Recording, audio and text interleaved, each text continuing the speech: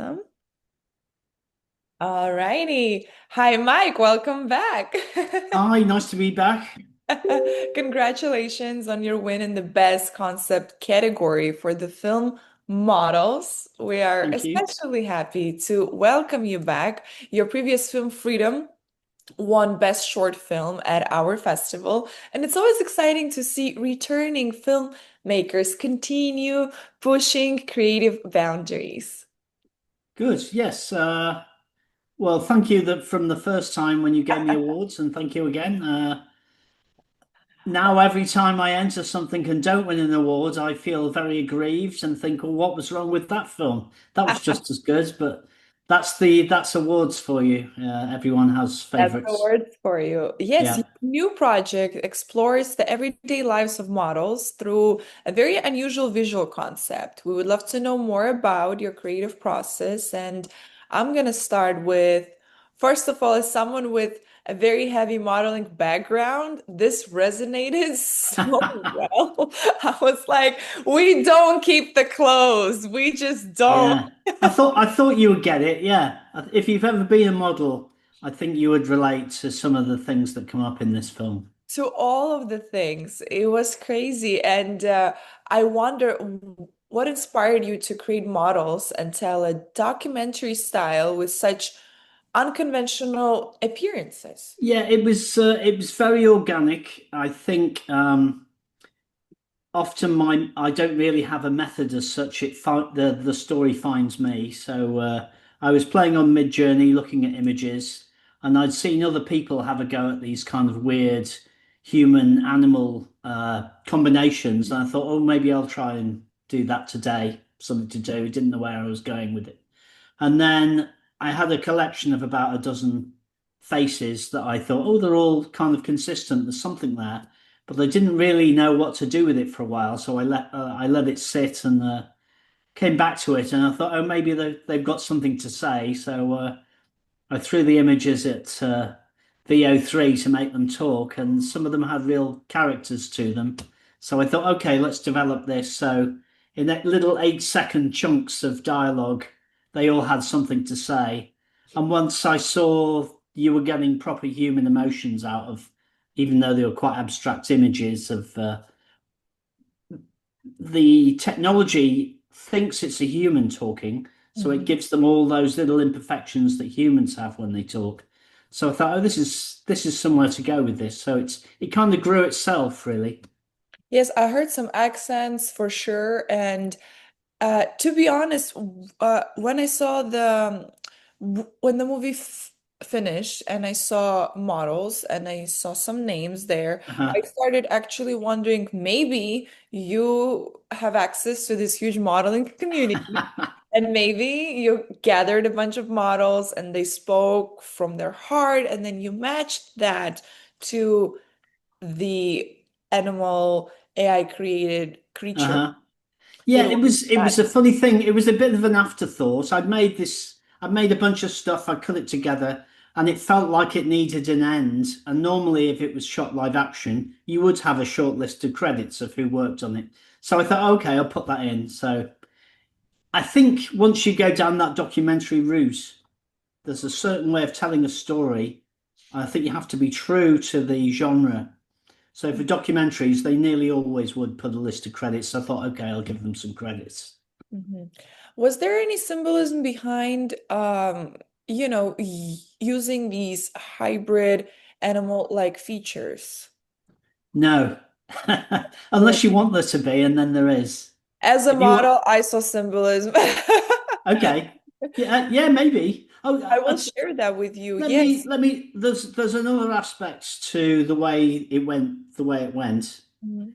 I used to direct TV commercials, and quite often I would have actors and models in my TV commercials. So I've gone through that the opposite side of the camera to you.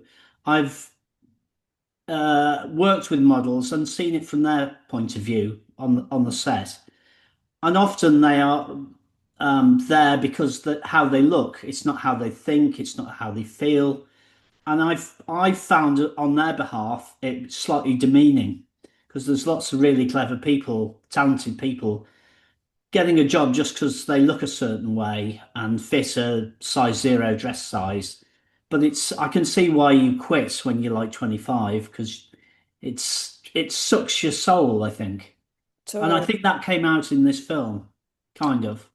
Yes, modeling can be very tough. And the way I saw it, sometimes we are treated as a hanger or just if we attend any parties and people know that, oh, she's a model, we are treated like a piece of meat. We're becoming like a trophy. Uh-huh. And that's when I saw the animals. That's the type of symbolism they that I got for myself. And that's the beauty of art. Someone will take something of their own, but I definitely agree with you. Modeling industry can be very tough until you get Uh-huh. to a certain level that you get respected.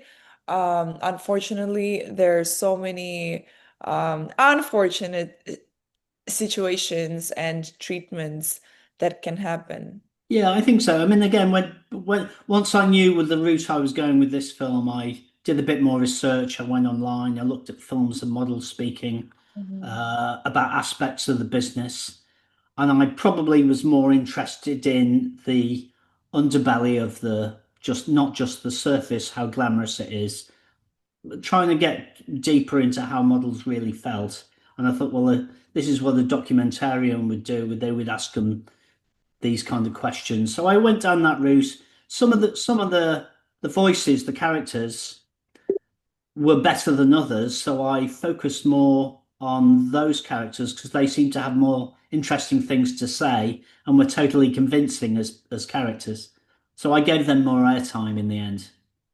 Yes, we heard some British accents. I definitely Yeah. heard a Slavic, yeah, Yes. The accent. Slavic girl with the horns I thought was brilliant. She was one of my favorites. That was so good, especially if you watch from the 90s, all the Russian or Slavic models, they were just taken into the industry for their beauty and they had Yeah. that accent, but they always had quite a personality. They had to put absolute. This is what I found when I used to work with models. They Mhm. were from all over the world. Because I worked in London mostly. Uh, you would hear lots of accents. They came from lots of places. And you're right. Certain countries they are more used to saying what they actually think. They don't have a layer of a filter to try and get more work. They'll just say, "Well, this I'm not doing this. This is ridiculous." So yeah, I try to be tr as true as as a filmmaker as I would be if I was shooting it on film, I think.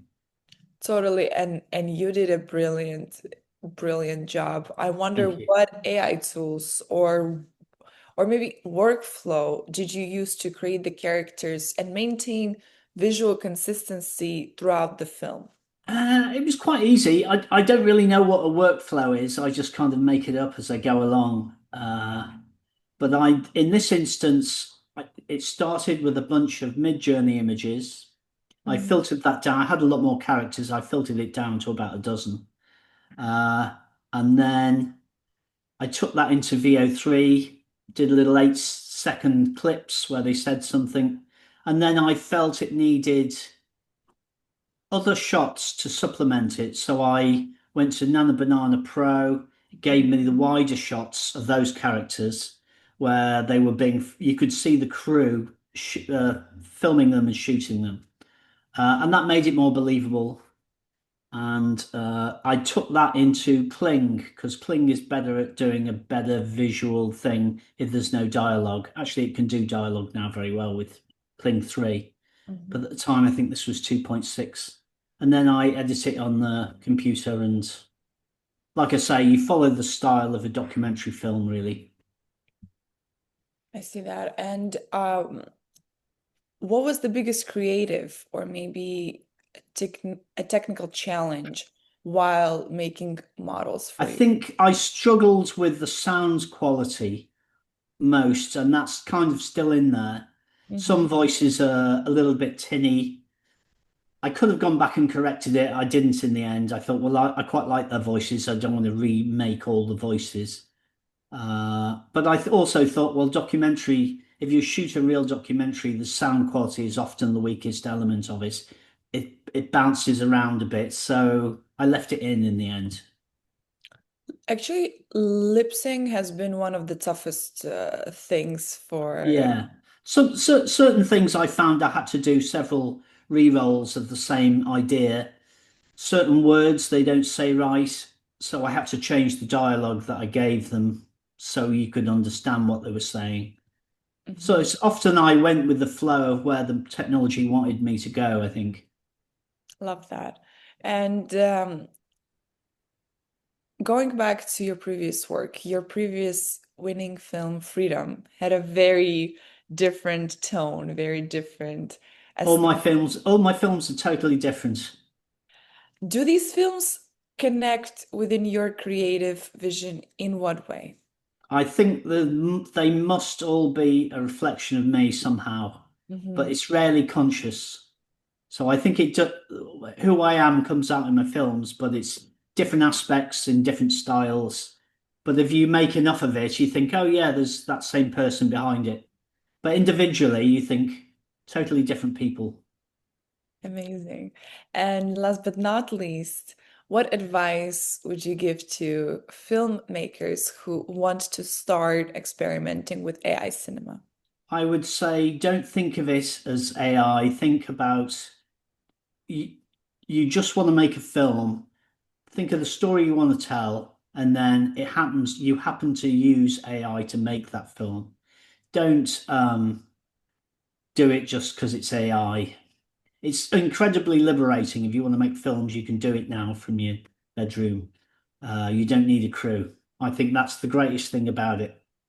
But you have a story first. Thinking is the most important part of this. Think about what you want to do. And then when you're in there, let it guide you.